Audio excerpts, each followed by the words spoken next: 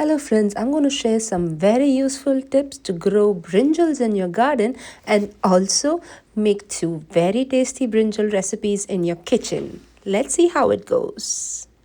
Today I'll be showing you how to grow and care for brinjal plant. In otherwise you call it as Vaangi plant or eggplant. In a regional language it's called as katrikai. You can either start from seeds from the nursery, which will come in a packet, and there'll be about 20 to 50 seeds in the packet, or as a single sapling. I would recommend sapling because you'll not be using all the seeds out of the packet. You'll hardly keep 2 or 3 saplings in your garden.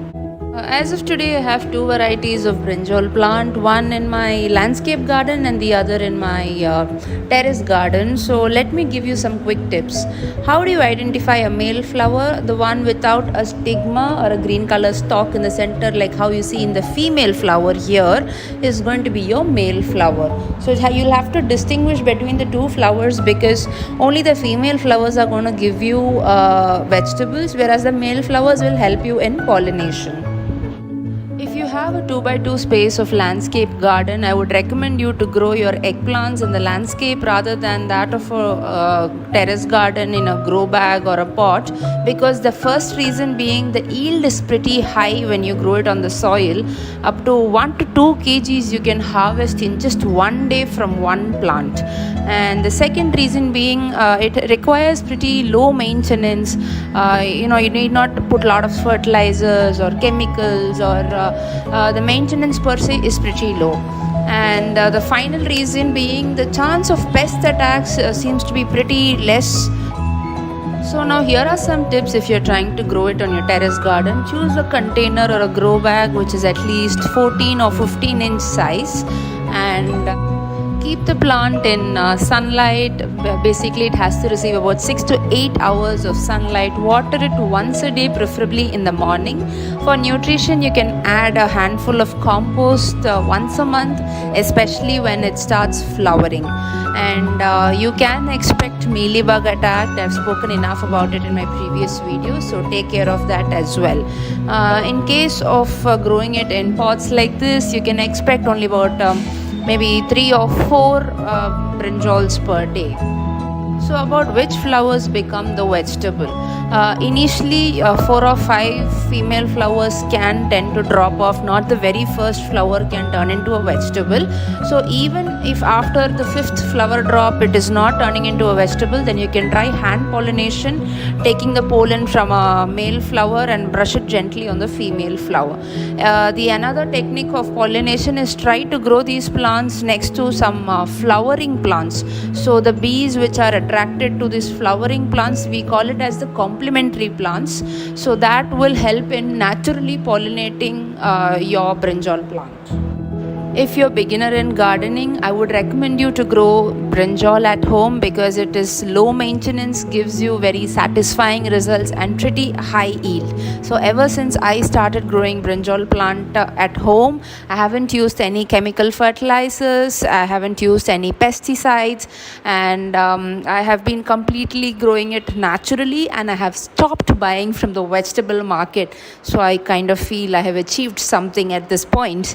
I hope these tips will be very useful in your garden. Now let me share with you 2 very tasty recipes using this brinjal.